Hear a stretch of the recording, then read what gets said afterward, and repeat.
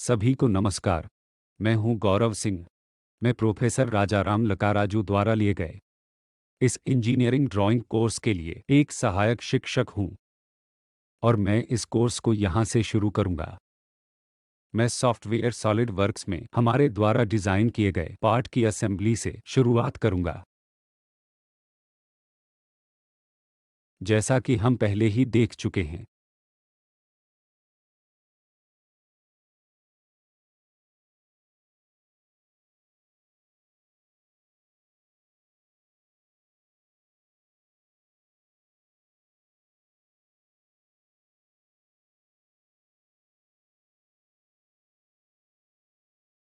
आपने अब तक पार्ट की डिज़ाइनिंग के बारे में सीखा होगा।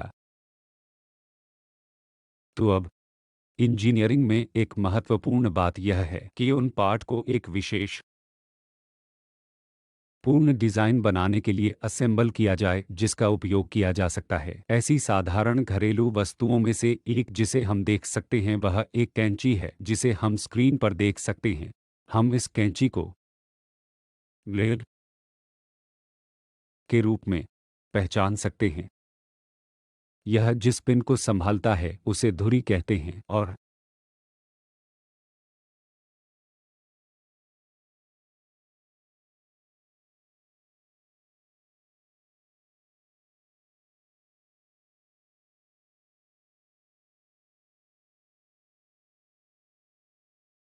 इसलिए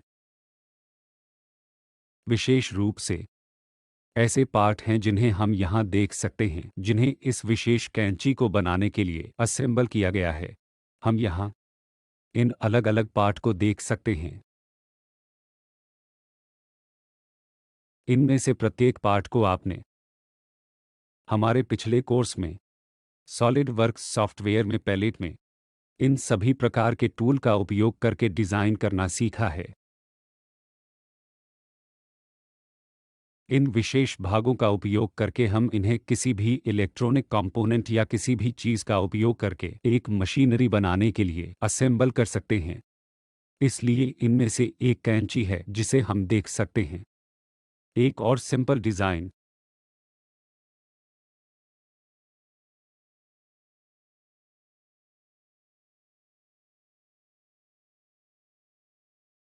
हमारे पास एक और डिज़ाइन पवन चक्की है। यह रिन्यूएबल एनर्जी का एक बहुत लोकप्रिय स्रोत है। इस डिवाइस में ब्लेड टरबाइन मोटर इंजन शामिल हैं। इस पेडल को हम देख सकते हैं।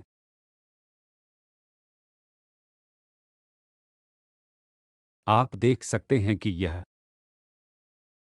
विंड टरबाइन इन ब्लेडों से बनी है। हम इसके अलग अलग कंपोनेंट को देख सकते हैं जो इस सॉफ्टवेयर पर ही डिज़ाइन किए गए हैं।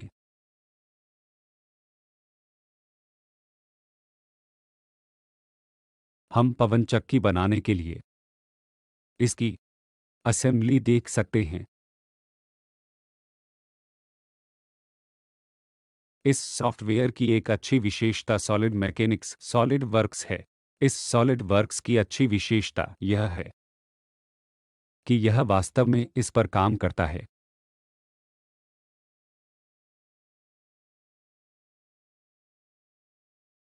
यह वास्तव में सॉलिड के मैकेनिक्स का अनुकरण करता है। आप उन ब्लेडों को देख सकते हैं। आप देख सकते हैं कि ब्लेड हवा की दिशा में पूरे सेटअप को घुमा सकते हैं और मोटर भी चल सकती है क्योंकि हवा ब्लेड से टकराएगी। तो यह एक डिज़ाइन है।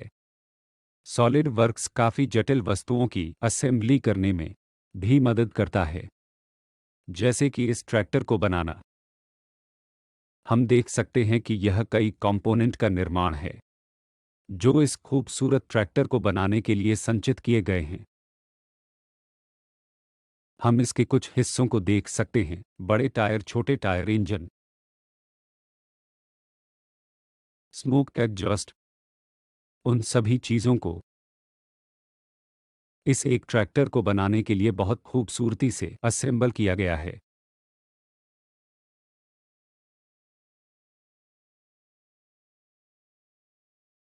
इन सभी असेंबली में कुछ बहुत ही प्रारंभिक असेंबली टर्मिनोलॉजी शामिल हैं,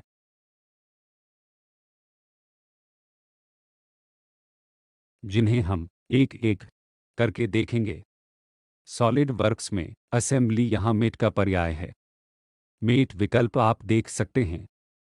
इसलिए असेंबली सेक्शन में हम प्राथमिक रूप से सीखेंगे कि कंपोनेंट को कैसे सम्मिलित किया जाए और इन सभी टूल्स के बारे में सीखेंगे जिन्हें हम यहाँ देख सकते हैं। आइए शुरुआत से शुरू करते हैं।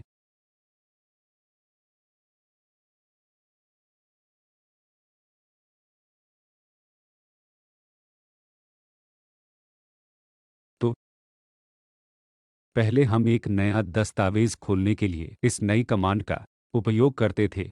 हम इस पार्ट सेक्शन पर काम कर रहे हैं। अब जब हम इस असेंबली के माध्यम से जा रहे हैं तो हमें इस असेंबली और ओके पर क्लिक करना होगा। यह असेंबली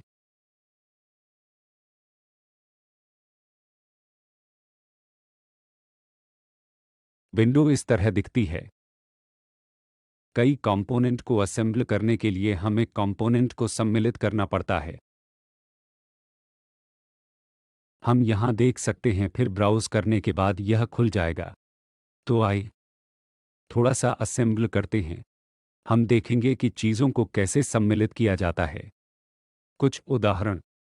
तो मान लीजिए कि यह एक कैंची है जिसे हम कंट्रोल करेंगे। कई चीज़ों का चयन करें और सॉलिड वर्क्स में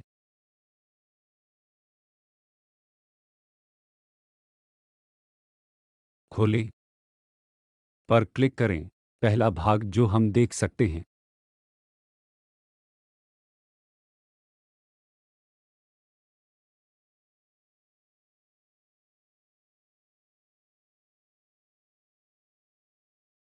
तो इस तरह अब तक हमने एक नए दस्तावेज के बारे में चर्चा की है जो हम इस भाग पर काम कर रहे हैं। इसलिए अब हम इस असेंबली पर काम करेंगे। हम असेंबली पर क्लिक करेंगे और फिर ठीक है पर क्लिक करेंगे। तो यह विंडो हमें कुछ हिस्सों को खोलने के लिए कहेगी। विंडो इस तरह दिखती है। इस असेंबली विंडो के लिए हमें इस कंपोनेंट सम्मिलित करें पर जाना होगा, फिर ब्राउज पर जाना होगा और हमें भागों का चयन करना होगा। हम कंट्रोल पर क्लिक करके सभी भागों का चयन करेंगे और आप खोलें पर क्लिक करेंगे।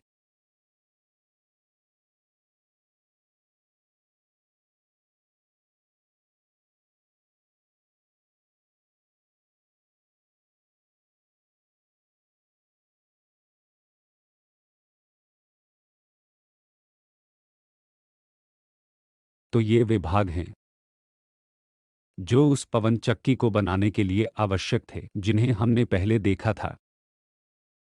तो इस तरह हम इस विंडो में कंपोनेंट को सम्मिलित कर सकते हैं।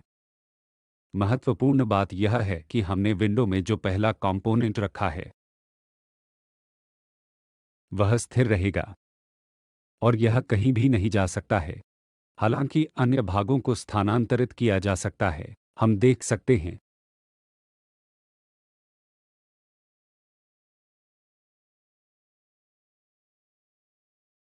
कि इसे बनाने के लिए हमें इस ऑब्जेक्ट पर राइट क्लिक करना होगा जिसे हमने अर्जित किया है। हम फ्लोट पर क्लिक कर सकते हैं, इसलिए अब से यह गतिमान होगा।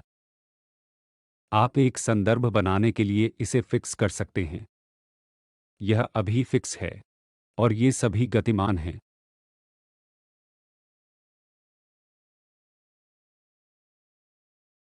इस तरह हम कुछ वस्तुओं को फ्लोट कर सकते हैं और कुछ आइटम फिक्स कर सकते हैं।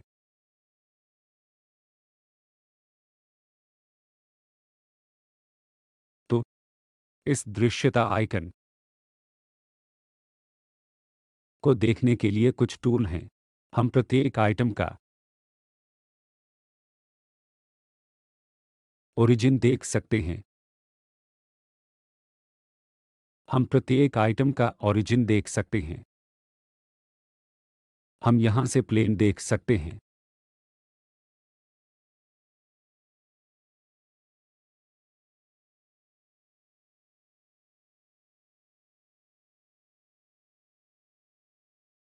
मान लीजिए कि इसके लिए आपको आइटम छिपाएं और दिखाएं पर जाना है, तो प्लेन पर क्लिक करें। हम फ्रंट प्लेन, राइट प्लेन देख सकते हैं।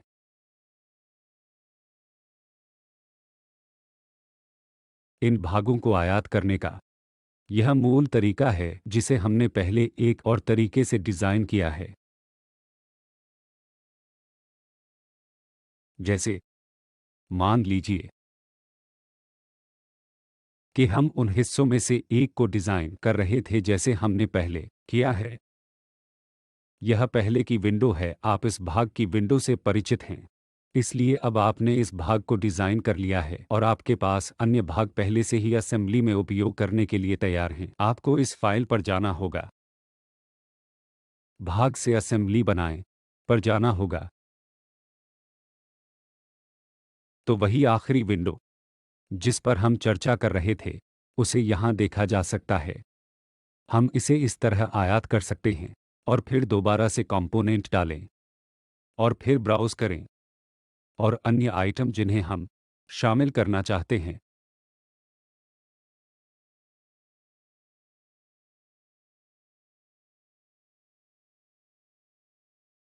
अब इस आइटम में से प्रत्येक को एक दूसरे में असेंबल करने के लिए हमें इस सॉलिड वर्क्स में उपलब्ध विभिन्न प्रकार की असेंबली के बारे में जानने की ज़रूरत है। और मैंने आपको पहले ही बता दिया है कि यह असेंबली सॉफ्टवेयर में मेट का पर्याय है। अगर हम मेट पर क्लिक करते हैं, हम यहाँ विभिन्न प्रकार के मेट देख सकते हैं। मानक मेट, उन्नत मेट, यांत्रिक मेट। इसलिए मानक मेट में संपाती, समानांतर, लंबवत, टेंजेंट, संकेंद्रित और इत्यादि हैं। और उच्च उन्नत मेट हिंज, गियर, रैक, पिनियन वगैरह कई और हैं। तो हम उनमें से प्रत्येक के माध्यम से जाएंगे। हम उनमें से कुछ प्राथमिक मेट के माध्यम से एक एक करके जाएंगे।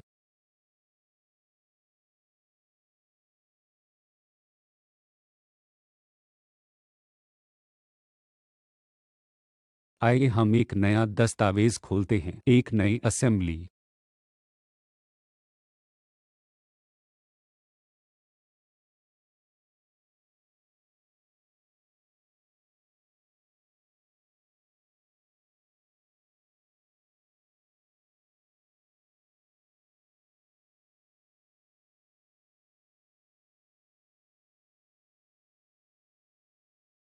यहाँ मेरे पास दो ब्लॉक हैं, दो लकड़ी के ब्लॉक।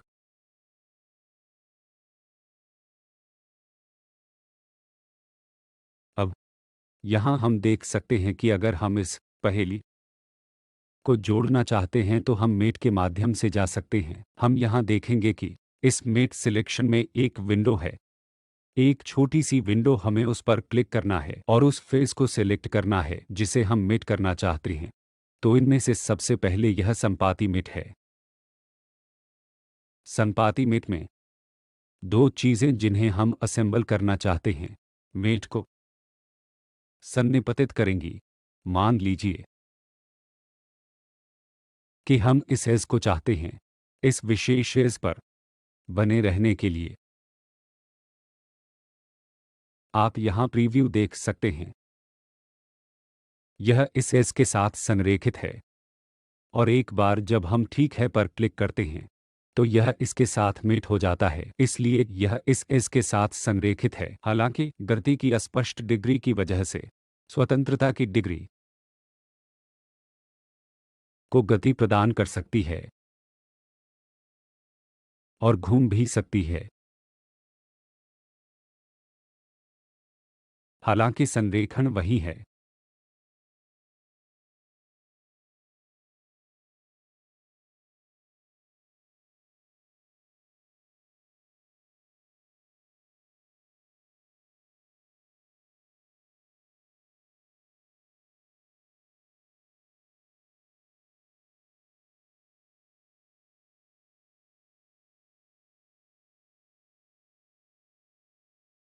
जैसा मैंने आपको पहले ही बताया है, इस हिस्से को स्थानांतरित नहीं किया जा सकता क्योंकि पहला आइटम जो मैं यहाँ लाया था वह यह ब्लॉक था और यह इस फ्लोट को बनाने के लिए तय है। हम इस फ्लोट को बना सकते हैं, इसलिए अब उन दोनों को स्थानांतरित किया जा सकता है, लेकिन एक संदर्भ बनाने के लिए हमें एक आइटम को स्थिर करने की आवश्यकता है। इसलिए अब हम इसे स्थिर कर सकते हैं। इस स्थिर करें पर क्लिक करें तो अब यह गतिमान है और यह स्थिर हो गया है, इसलिए यह संपाती मेट था। दूसरी बात, एक और महत्वपूर्ण विशेषता यह है कि हम आमतौर पर इस संपाती मेट का उपयोग ओरिजिन को ठीक करने के लिए करते हैं। मान लीजिए कि इस विशेष ब्लॉक का ओरिजिन है,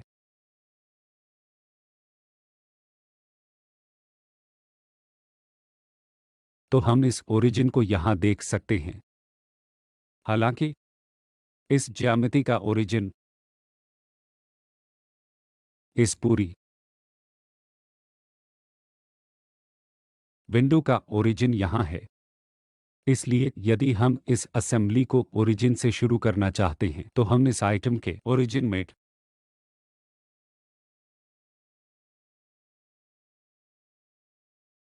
करें और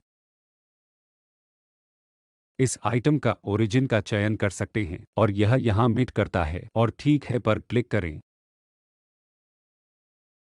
तो यह मेट नहीं हुआ है क्योंकि यह आइटम स्थिर है और हमने पहले ही इस किनारे को इस किनारे से जोड़ दिया है। इसलिए यदि हम यह फ्लोट बनाते हैं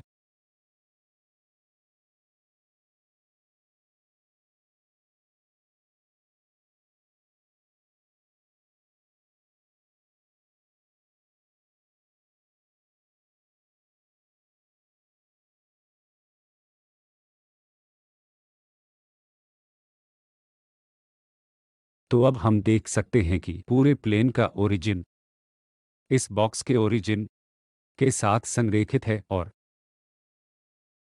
क्योंकि यह अब फ्लोट कर रहा है और यह अब स्थिर है क्योंकि इसे प्लेन की ओरिजिन के साथ जोड़ा जाना था। यह संपाती मेट था। इस असेंबली में हम यहाँ मेट हिस्ट्री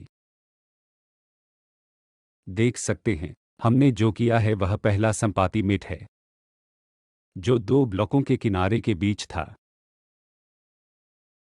और दूसरा इस प्रकार इस ब्लॉक की ओरिजिन और प्लेन निर्देशांक का मेटिंग होता है।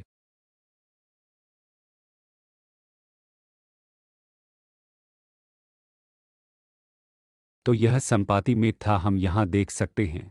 एक और चीज़ है समानांतर मेट। चलिए पहले के इन सभी को हटा देते हैं।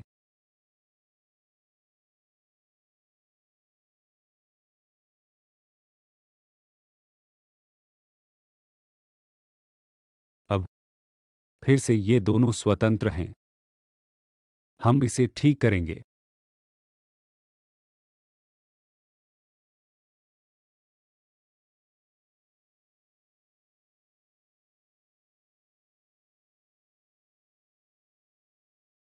अगली तरह का मेट समानांतर मेट है। इस मेट में हम दो प्लेन को एक दूसरे के समानांतर बना सकते हैं। अब तक हम देख सकते हैं कि ये दोनों इस समानांतर को मेट करने के लिए एक दूसरे के समानांतर संरेखित नहीं हैं। हम यहाँ छोटी विंडो पर क्लिक करेंगे, फिर चरण 1 और फिर चरण 2 पर। हम ठीक है मेट खत्म करें पर क्लिक करेंगे। दो चरण एक दूसरे के समानांतर हैं। यह चरण और इसका शीर्ष हमेशा एक दूसरे के समानांतर रहेंगे।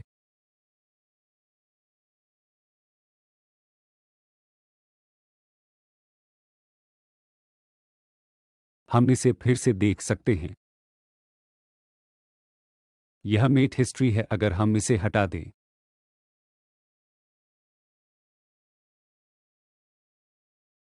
तो एक बार फिर से मेट इस पर सेलेक्ट करेगा। अब इस प्लेन और इस फेस को सेलेक्ट करते हैं। अब यह एक दूसरे के समानांतर हो गया है। समानांतर पर क्लिक करें। यह एक दूसरे के समानांतर है। यह कहीं भी गतिमान रहे, यह समानांतर रहेगा। अगले प्रकार का मेट परपेंडिकुलर मेट है। यह इस समानांतर मेट के समान है। आइए हम पहले वाले को मिटा देते हैं।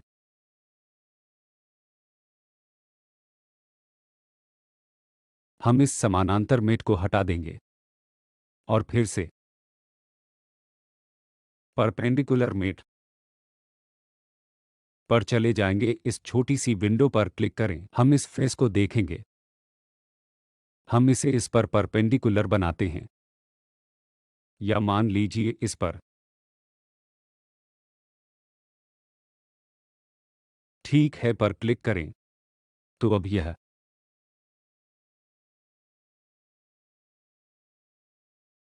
फेस हमेशा इस फेस के परपेंडिकुलर होता है, जहां भी चला जाए, लेकिन यह इन दोनों के परपेंडिकुलर रहता है।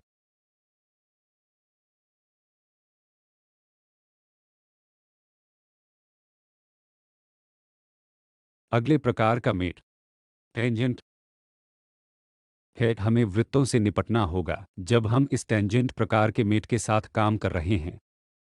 तो आइए इस टेंजेंट मेट को समझने के लिए कुछ नई ज्यामिति लोड करें।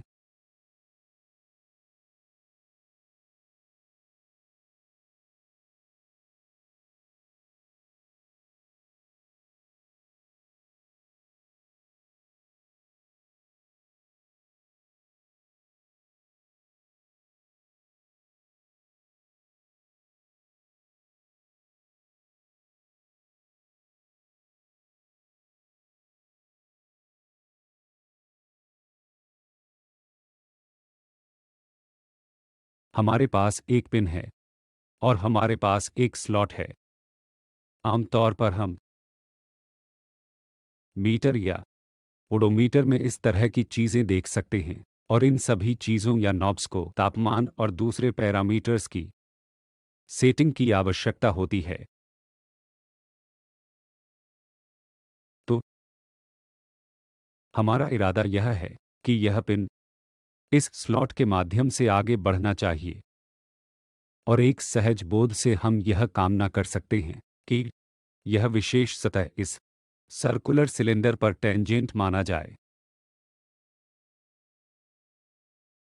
यह करने के लिए हम इसे यहाँ स्थानांतरित कर सकते हैं और हम देख सकते हैं कि यह कैसे काम करता है। यह ऐसा माना जाता है। आइए हम इसे ठीक करें और इस पिन को फ्लोटिंग के रूप में बनाएं, क्योंकि अभी तक हमारे पास कोई मेटिंग नहीं है। हम इसे कहीं भी ले जा सकते हैं।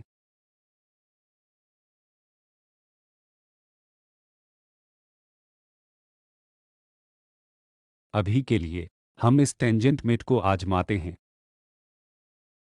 हम इस टेंजेंट में मेट पर जाएंगे। हम छोटी विंडो पर इस पर क्लिक करते हैं। फिर से सर्कुलर सतह का चयन करते हैं और जिस सतह पर इसे टेंजेंट किया जाना है, और हम ठीक है पर क्लिक करेंगे। स्पर्शरेखा का चयन करते हुए हम या तो यहाँ ठीक है पर या तो मिनी टूल बॉक्स में क्लिक करते हैं। इसे अब इस सतह पर टेंजेंट में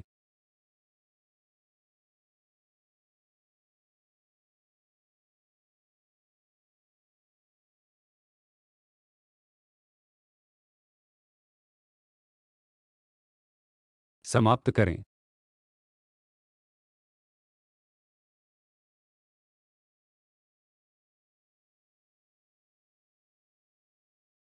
हालांकि हम इसे चलते हुए देख सकते हैं, क्योंकि हमने स्वतंत्रता की दूसरी डिग्री को बाधित नहीं किया है। इसके लिए हमें इस स्लॉट के भीतर इसे बंद करने के लिए कुछ अन्य बाधाओं की आवश्यकता है।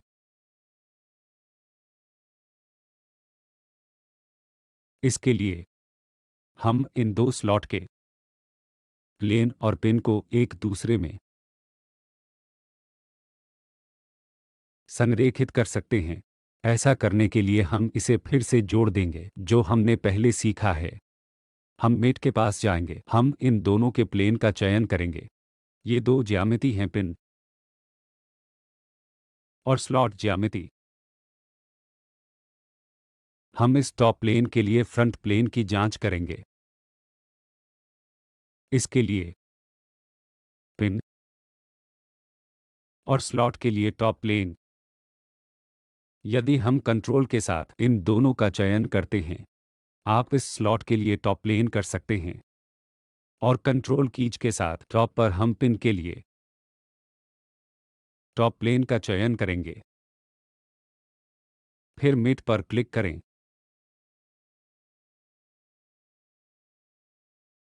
यह स्वचालित रूप से संपाती होने का सुझाव देता है, या शायद हम दूसरी चीज़ों का चयन कर सकते हैं, लेकिन जो कुछ भी संयोग करने का सुझाव दे रहा है वह हमारे लिए अच्छा होना चाहिए। ठीक है पर क्लिक करें। अब हम देख सकते हैं कि यह अभी लॉग है और अब हम इसे स्लॉट के भीतर चलते हुए देख सकते हैं और यह स्लॉट की सतह पर टेंजेंट है। हमने यहां जिन दो मेट का उपयोग किया है वे टेंजेंट हैं, सिलेंडर की सतह और स्लॉट की सतह, और पिन और स्लॉट दोनों के संपाती प्लेन। तो यह टेंजेंट मेटिंग था जिसकी हमने चर्चा की।